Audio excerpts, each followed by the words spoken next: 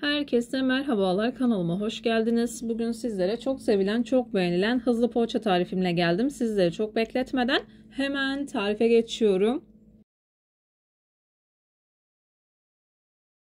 Tarifim için ilk olarak yoğurma kabına 2 bardak yoğurt ekledim. Kullandığım bardak ölçüsü klasik 200 milimlik bardak ölçüsüdür.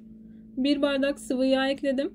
2 adet yumurta akı ekledim. Sarılarını üzeri için ayırdım. Çırpıcı yardımıyla güzelce karıştırıyorum.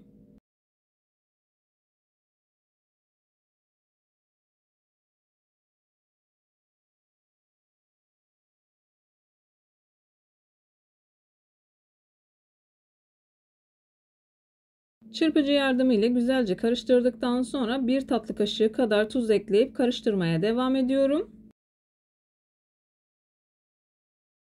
Malzemeleri güzelce karıştırdıktan sonra göz kararı olacak şekilde yaklaşık 2 bardak kadar un ekledim. Un üzerine 2 paket kabartma tozunu kabartarak ekliyorum. Bunun için 1 yemek kaşığı kadar sirke kullandım.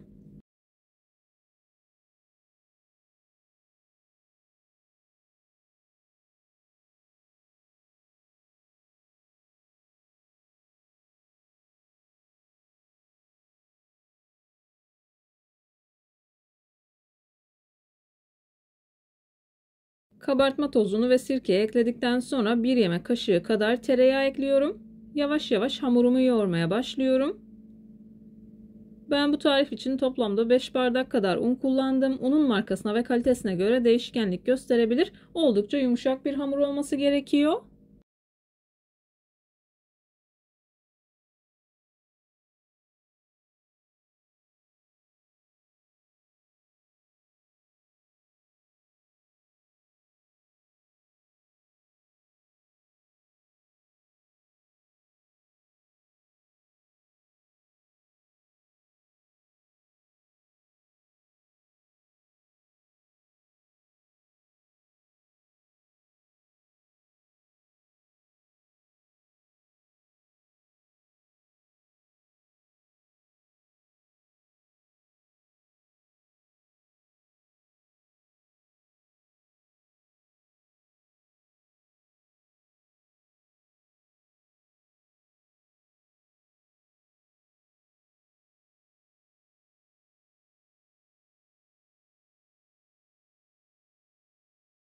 Elle yapışmayan yumuşak kıvamda bir hamur elde ettim. Hamurumu toparlıyorum. İç malzemesi için ben lor peynirini ve kaşar peynirini karıştırarak kullandım. İsterseniz bu tarifi sade veya patatesli olarak da yapabilirsiniz. Hamur toparladıktan sonra hamur kartı ile göz kararı olacak şekilde parçalara ayırıyorum.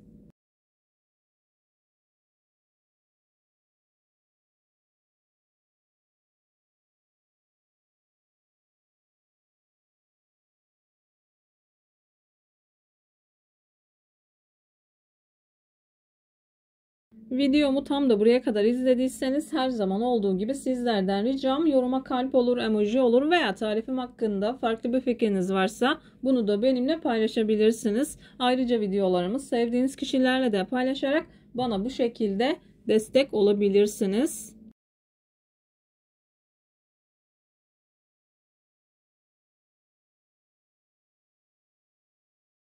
Hamuru parçalara ayırdıktan sonra elimle çok az yuvarlıyorum. Elimle çok az bastırdıktan sonra iç harcını koyup kapatıyorum. Çok kolay ve pratik oluyor. Ben yuvarlak hazırladım. Dilediğiniz şekillerde hazırlayabilirsiniz.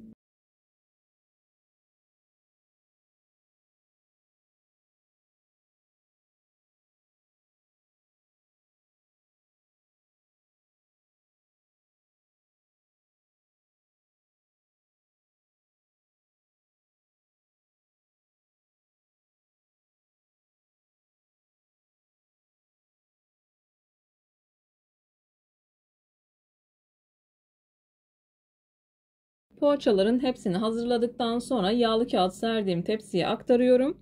Aktarırken elimle çok az yuvarlayıp düzeltiyorum.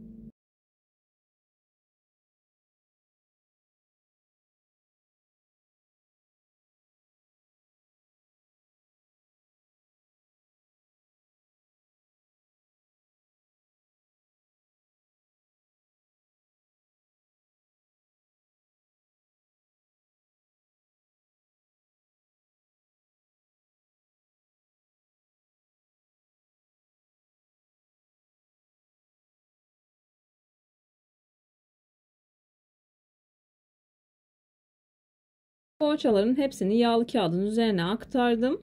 Yumurta sarısını poğaçaların üzerine sürüyorum. Bu arada fırınımı önceden ısıttım. 180 dereceye ayarladım. Sıcak fırına sürüyorum.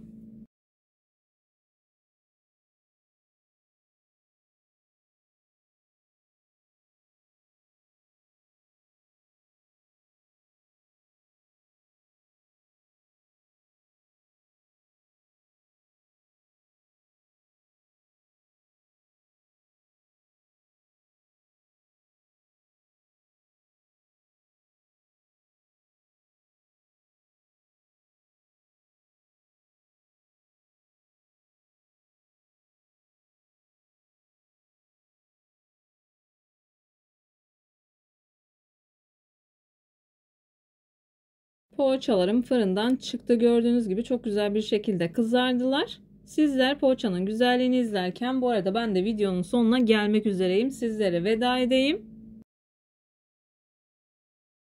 Bir videonun bir tarifin daha sonuna geldim. Umarım tarifimi beğenmişsinizdir. Tarifimi beğendiyseniz beğenmeyi, kanalıma hala abone değilseniz kanalıma abone olmayı, bildirim zilini açmayı lütfen unutmayın. Kendinize ve sevdiklerinize çok iyi bakın. Başka bir tarifte, başka bir lezzette görüşmek üzere. Hoşça kalın. Allah'a emanet olun.